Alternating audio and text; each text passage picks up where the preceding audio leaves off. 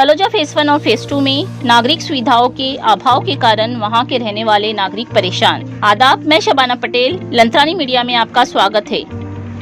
Taloja phase 1 और phase 2 में सिडको और पनवेल महानगर पालिका के बीच कौन जरूरी सुविधाएं पहुंचाएगा, इस वाद विवाद में यहाँ रहने वालों को काफी परेशानियों का सामना करना पड़ रहा है। जिंदा तो ठीक, उनको तो परेशानी है ही। यहाँ मरने के बाद कब्रिस्तान जो अलॉट हुआ है वहाँ भी दफनाने की परमिशन नहीं। इन्हीं सब सुविधाओं की मांग को लेकर बहुजन वंचित विकास संस्था ने आज महानगर पालिका आयुक्त को लेटर दिया। इस मौके पर बहुजन वंचित विकास संस्था के प्रेसिडेंट असलम खोत साहब, सेक्रेटरी इकबाल नावड़ेकर साहब, नगर सेवक विक्रांत पाटिल और अन्य कई लोग मौजूद थे। Bureau report, Lantharani news, Mumbai. आदाब, मैं हनीफ कच्ची, लंथरानी न्यूज़ की तरफ से।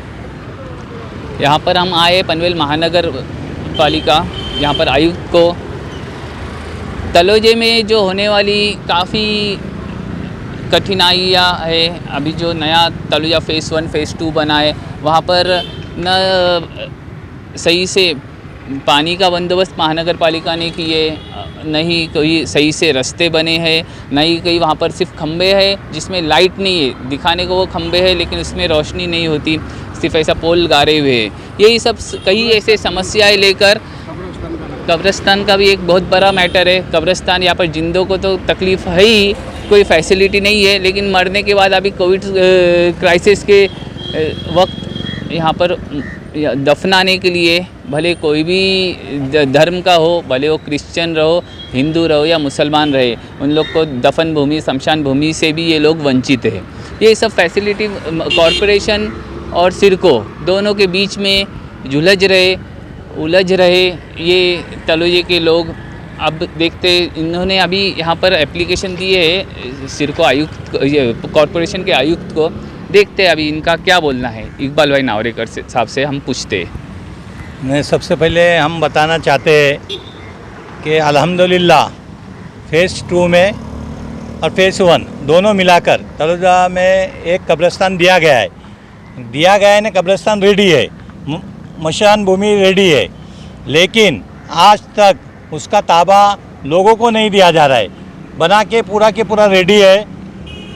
हम अभी कमिश्नर साहब से मिले तो कमिश्नर साहब से हमने दरख्वास्त की कि उस ताबा जल्दी से जल्दी दो। तो कमिश्नर साहब का कहना ऐसा है कि सिडको का लेटर आया हुआ है, सिडको आके लेबर जो काम करने वाले हैं, तो उन्होंने कहा कि सिडको ने हमको एक लेटर दिया है जिसमें कॉन्ट्रैक्टर को भी वो लेना चाहती है और लेबर सिडको के लेना चाहती है।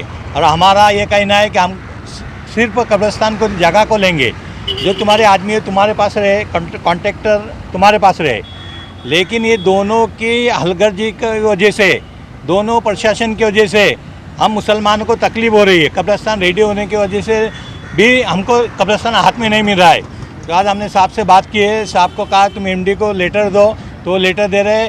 अगर हमको जल्दी से जल्दी अगर ये नहीं मिला लेटर और हमको हाथ में कब्रिस्तान नहीं मिला तो फिर मुश्किल है। हम खुद उसको ले जाके लोगों को दफनाएंगे।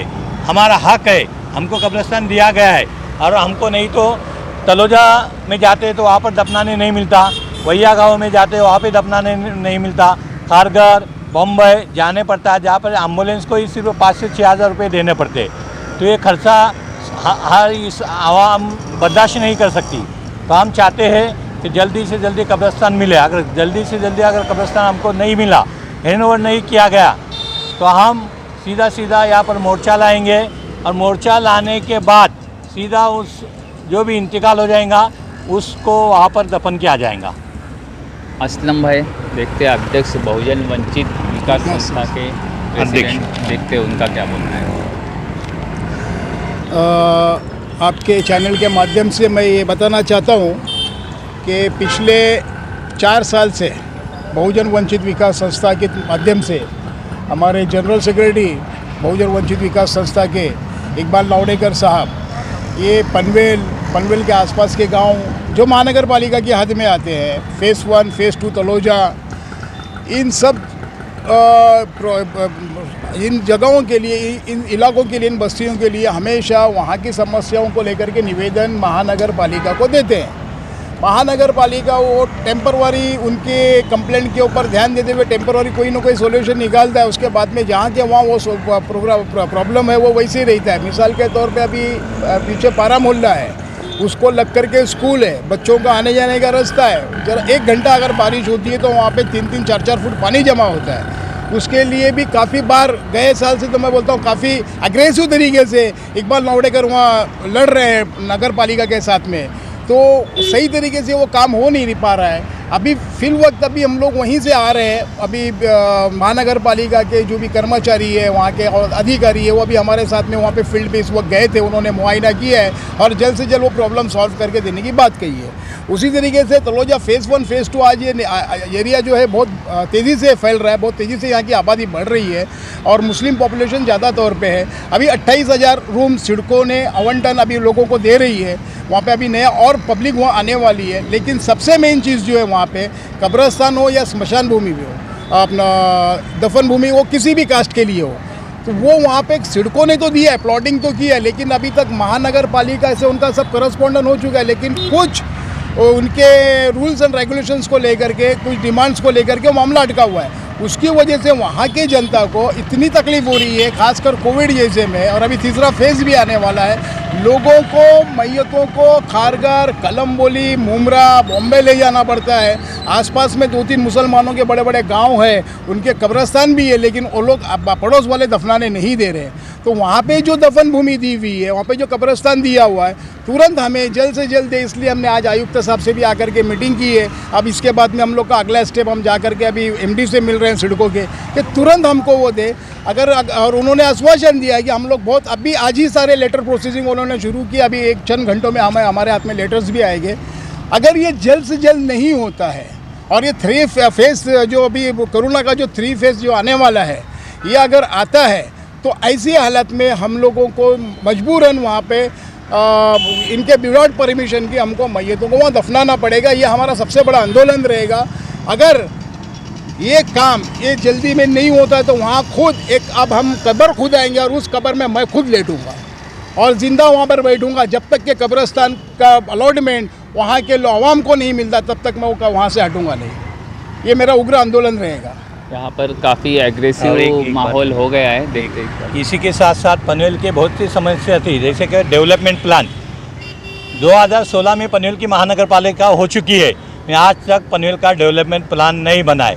तो साहब को हमने अभी कमिश्नर साहब से दरख्वास्त की है, रिक्वेस्ट की है कि जो भी तुम्हारे आदमी होंगे उसको इन्हें युद्ध पातलियोर, जिसको मराठी में बोलते हैं युद्ध पातलियोर, जैसे जंग के वक्त जाते हैं वैसा करके डेवलपमेंट प्लान बना के देने की दरख्वास्त की है।